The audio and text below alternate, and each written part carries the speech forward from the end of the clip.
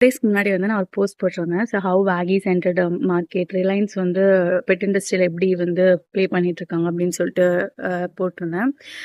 So yesterday வந்து like அது வந்து டயர் 3 சிட்டியில் எவ்வளோ தூரம் வந்து pet pet industry and like pets வந்து க்ரூம் ஆகுது அப்படிங்கிறத வந்து நான் ரியலாகவே எக்ஸ்பீரியன்ஸ் பண்ணேன். ஸோ எஸ்டர்டே வந்து என் ஃப்ரெண்டு ஒருத்தவங்க இருந்தாங்க. அவங்க அக்காவுக்கு வந்து she told me that she become a mom. அவங்க அக்கா வந்து ஒரு அம்மாவாயிட்டாங்க அப்படின்னு சொன்னா I was like really happy. நான் அவங்கள பார்க்க போகிறப்போ அவங்க கிட்ட கேட்ட அவங்க அக்கா இருந்தாங்க. அவங்க கிட்ட நான் கங்க்ராச்சுலேஷன்ஸ் சூப்பர் அப்படின்னு சொல்றப்போ அவங்க வந்து சொன்னாங்க, ஓகே ரொம்ப டயரிங்கா இருக்கு நியூ மாமா இருக்குது அப்படின்னு சொன்னாங்க.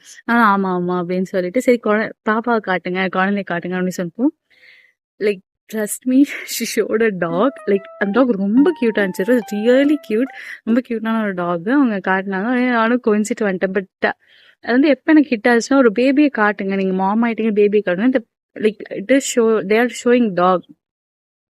இது வந்து ஒரு மெட்ரோ சிட்டிஸ்ல நடந்துருந்துச்சு அப்படின்னா நான் அவ்வளோ ஷாக் ஆகிக்க மாட்டேன். But it was happened in a tier 3 city. அப்பதான் எனக்கு தெரிஞ்சது like like pet industry is really and really growing and it is really growing fast. இப்போ என்கிட்ட ஒரு அமௌண்ட் இருந்துச்சு, நான் ஒரு பிஸ்னஸ்ல இன்வெஸ்ட் பண்ணணும் அப்படின்னா I definitely choose pet industry.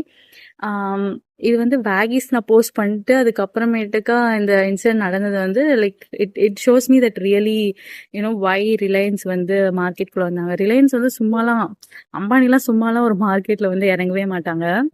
நீங்க ஒரு dog mom, dog dad, dog brother sister, இல்ல பெட்டோட பிரதர் சிஸ்டர் இருந்தால் do comment your pet name.